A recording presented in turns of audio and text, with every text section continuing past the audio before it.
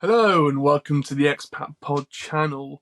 My name is James. I'm the host of the podcast and the founder of this whole thing. I guess I'm a British person who spent some time living in Sweden. Today's topic of the video is all about surviving long distance relationships when you're abroad. If you're unfortunate enough like me to move abroad and your partner stayed behind, just because of our two different careers, then you'll know what it's like to live abroad and have a long distance relationship. If you're a student going on an Erasmus year or doing a study year abroad and you've got a partner who's doing a similar thing somewhere else, you're probably going through the same situation as well, or maybe that's going to happen to you next semester. Here's some advice that really helped me and my girlfriend survive. Yes, we're still together. Not back together. We didn't break up. Yes, we're still together. And we're stronger from the year apart. Obviously, we saw each other during that year, but we spent a year living in different countries for sure. You know, when we first had the experience when I first moved abroad, it was very difficult because my girlfriend stayed where we were living before, so she kind of felt left behind. I'm sure she won't remember saying this because she's told me, but she kind of felt left behind because I was going off and doing this adventure and she was still having a similar day-to-day life, but I'm not there and I'm doing all this new interesting stuff, which was difficult for her and then difficult for me because I felt like I'd abandoned, even though I hadn't, but it just felt, a bit difficult for both of us.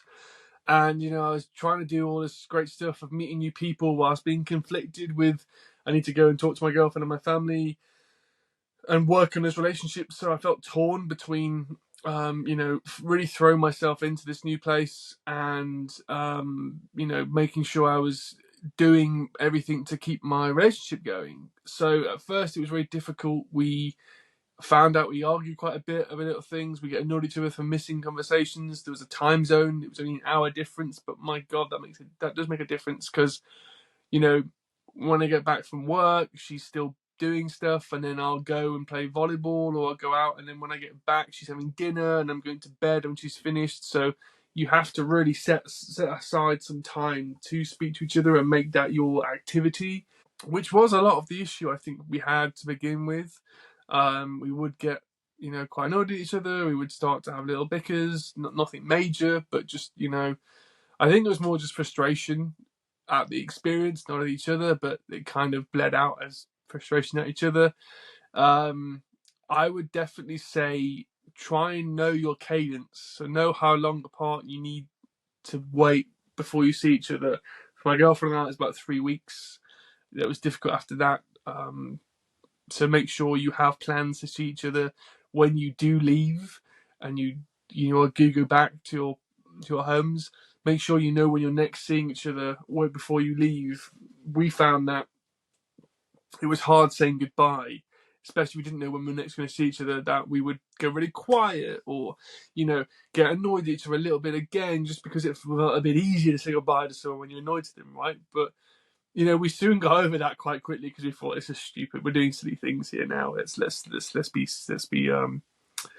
Let's be realistic and just say it's hard, right? It's not easy. So yeah, once we got over that initial kind of annoyance of the whole situation and trying to find what worked for us in terms of our cadence of seeing each other, our cadence of speaking to each other, our methods of talking, sharing a lot about our day and being involved in each other's lives was quite important as well. So like, if I was going to make a decision, I was going to go buy something from the shop, I would send her some pictures, or I'd FaceTime her and she'd do the same for me, and we'd like be involved in silly little things in their day-to-day lives, but it really felt connected.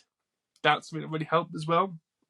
And one thing which we did a lot, which kind of was amazing, especially for me during winter in Sweden, was we did yoga with Adrian in January for the whole of January. So we would go on our iPads, go on FaceTime. One of us would share our screens on YouTube, and we do the yoga with Adrian for 30 days. And that would be the main event. So it wouldn't just be talking for the sake of talking, saying, what's going on? We would be, quickly recapping on our day.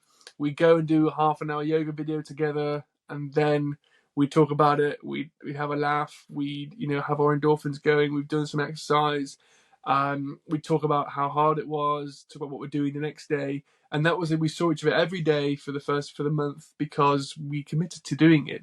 And I would recommend, if you can do something like that, please do it, or do it maybe not every day, but every few days.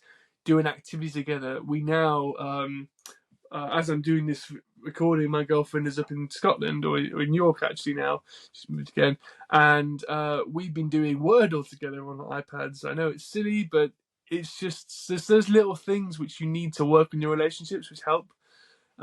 Which I would recommend doing for sure. If yoga's not your thing, then maybe a puzzle or a game or something like that. It's just really fun. We used to also like go on Procreate on our iPads and just draw, because you can both draw at the same time and just have a bit of fun, and you insert some pictures and stuff. Well, it's definitely worth doing that too. Just whatever works for you, but make sure you have an activity to just help break the ice, or not make it monotonous in that sense as well. Like, you're just saying the same thing, like, I went to work today, I had some food, that was it. You're having an evening around an activity, which is better. Yeah, I think the last thing is, if you move abroad, and you move abroad without your partner, and you really are committed to that person, you have to compromise. You have to really make sure that okay, you can't just go and throw yourself fully into your new location. You have to make sure that you do work on your relationship as well, because it's not fair on that other person. It's not fair on either of you to put stress on each other. And if you start to outline things that you both want to do, like I played volleyball, so I'm going to play volleyball Mondays and Wednesdays and Fridays, and a game on a weekend. So I'm not free these times of the week. She was aware of that then. It was great because it meant that we knew when we couldn't speak, so we knew when we could speak because of that. And it just set a expectation, and it wasn't unrealistic. So definitely do think of that as well when you're living abroad or living apart from your partner. Make sure you do set some expectations, share your schedules with each other, and then you can carve time and still enjoy best of both. Meeting new people, doing activities, but also working in your relationship, because if you're going back or you're planning to meet up, then you want to make sure you're strong as ever. Otherwise, it might be a bit difficult when you finally meet each other again. So yeah, they're my tips. If you have any other tips that you've worked through with your partner whilst living abroad, please let us know. Please let us know in the comments. Please get in touch. As always, if you like the content, please like it. Please share it with your friends. And as always, please subscribe to the channel for more great content, for more full-length interviews with people about their amazing journeys around the world. And as always, we'll see you next time for the Expat Pod.